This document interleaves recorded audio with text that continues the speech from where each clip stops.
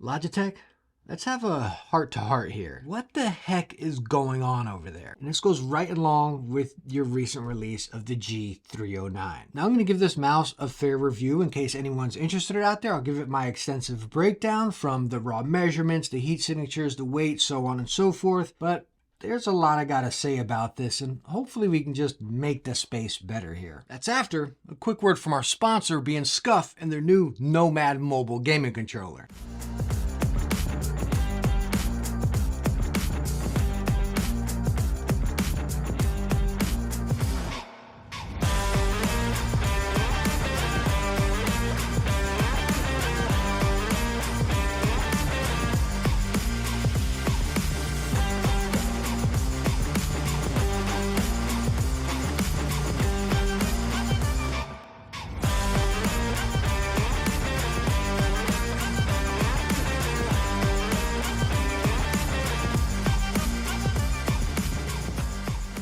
To find out more information on the Scuf Nomad mobile gaming controller, take a look at the links down in the description. So let's go and start off with some raw measurements of the G309, and I'll throw up the manufacturer's measurements right up there just so you can look at those. But again, I prefer raw measurements so we can see every angle of this mouse. And we're going to go right from the front up here to that tail end. There is our length.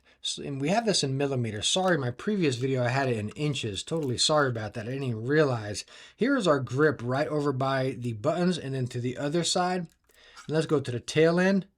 You can see it barely flares out back there. I think I swooped in a little bit. Let me pull it up here to the actual flare. So you can see just a mild flare out there. Coming up to the front, it does flare in just a pinch, very mild amount. And looking down, you can see it's pretty straight across. It doesn't swoop in like the previous egg. Now let's go on and get our grip. This is going right from the middle of the sensor to the crest of the buttons right up there. And there is that hump right there. And we'll get it right here with me trying not to press down buttons. There you go with that. And then let's go and get where it dips off on the back end, right on that hump, just so you can see where it starts sloping down. Now let's go and get our heat signature of the G309. And again, this is going to differ from hand shape and how you grip the mouse. But as far as me here, I'm going to get my hand on it and show you how I pretty much gripped it whenever I was playing. And I pretty much played Destiny. And you can see I grip it like that. My thumb is right over here by the buttons, easy to access. But I'm really relaxed clawing this. I'm not really palming it. You can see it's up in the front of my hand there. And I kind of rest my hand across it here. So hopefully we got some heat transferred across this here. I'll pull it underneath the camera. Let's go on and release that. And you can pretty much see, like you see that hump back there, and then my fingers rolling up to the front. Over here on this side, it's really just kind of resting there. As you can see, my primary force is over here and right along over to the side buttons on that side. And if you got smaller hands, yes, you can pull this into the back of your palm. If you are on more or less small to medium, I think you can pull this back a little bit more. But if you got medium to large like myself, I really think you're just going to have that slope, kind of relaxed grip just resting across the mouse here. Now, before we dive into the build, the buttons, and the weight, I want to talk more about the shape and the feel of this mouse, because a lot of us are thinking, yeah, it's the G305 kind of upgrade here, and that's kind of what they're shooting for. But I think the shape of this is definitely much better. So definitely high five Logitech for the shape of this. It's much more streamlined, much more safe. I really like this shape. Again, it doesn't swoop in drastically on the sides. It's not too low. You can really rest on it. You got small hands, you can palm it. There's a lot you can really do with this mouse, and I think the shape is pretty nice. Again, with me liking bigger mice, me playing Destiny, I didn't feel myself getting fatigued with this mouse, because again, I can truly rest my hand and I didn't feel my fingers pinching in. So as far as the shape, it is not a G305. It's honestly a lot better in my opinion. Now, unfortunately, where it's not better is the weight. Well, I guess it's kind of on par. The 305 was not lightweight either. But talking about the 309, it does use a AA battery, comes with the Duracell in your package. So let's slap that on there, close our back up, get it on the scale. We're getting 85 grams. So yes, it's lofty for a smaller mouse. It's not extremely heavy, like 85 grams. Yeah, it's heavy compared to the competition, but it's not excessively heavy. The problem is, again, it's a smaller mouse, so you feel the weight more, but even worse than feeling that weight on a smaller mouse is the positioning of the weight. When you grip the mouse like this, it just automatically dips down in the back because, let me get this back cover off again, that battery is primarily in the back end there. So what I did is I went ahead and got me a lithium battery here, put that one in there, figure, okay, it's going to reduce the weight a little bit, slap it on the scale. Well, we're still getting 78 grams, and yes, clear as day, I still feel that weight right here on the back end big time.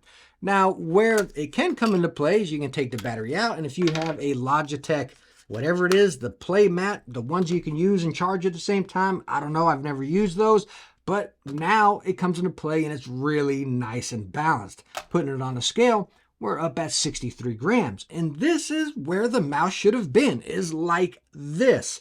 I don't know what they were thinking, because when you put that battery in there, again, it's so off balance and it is lofty, especially in the tail end. But right now with no battery, it feels pretty nice and balanced and at a reasonable weight. Now, unfortunately, the weight is not the only downfall here. The build of this mouse is hit or miss. So I'm going to break out the force gauge meter. So I'm not just telling you, hey, I'm gripping it like this and it's flexing. I want to give you the raw numbers here. You can see we'll press this into pounds here.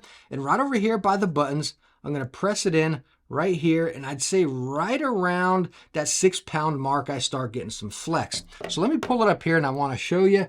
I'm not sure if you guys can actually see that in the camera, but again, right there, you start getting some flex. Now, as far as my time using it, I don't grip my mouse up to 6 pounds. I do grip my mice tighter, but not around 3 pounds there. And I never noticed it in game. The buttons don't actuate.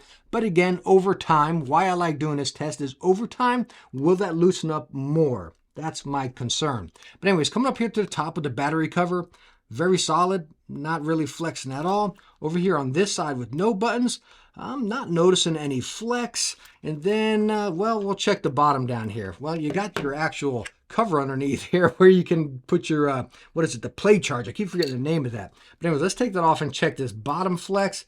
Honestly, pretty darn solid on the bottom. We've been testing a lot of mice lately on the bottom that's had some wicked flex. This one's probably right up around that 10 pound mark. But again, if you're pressing your mouse on the bottom, you're using it completely wrong. But that side is probably my main disappointment. Again, out of the box right now, I don't notice it. It's not an issue. But over time, longevity, is that going to loosen up more and more? That's my concern. Now let's get a quick sound test of the buttons. So what you were looking at there for a second is just my ambient room sound level. So you can see the difference between the buttons and then my room. And these are using the Lightforce hybrid optical switches. And let me tell you what, they feel very nice actually. Let's get a quick listen.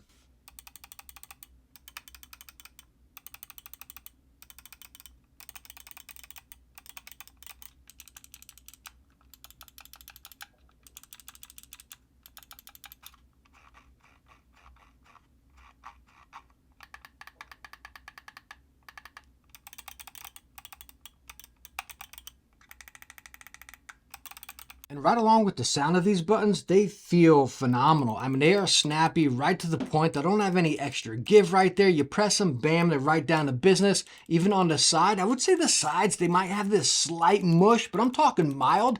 They're really kind of crispy rather than clicky, right? So you got a little mush and then they press in. I honestly like them. They're not mushy like a controller button by any means, but they're not too bad. I do like them. But these 1 and 2s, they're some of the best I have felt. I mean, if they updated these switches in the new G Pro, I'm gonna have to scoop one of them up because these things feel amazing. Now, as far as the coating of this mouse, it is that classic chalky type of coating. Not so much PBT where it's super grainy, but you do have that chalky type of bit right there. And you can honestly hear it in the camera.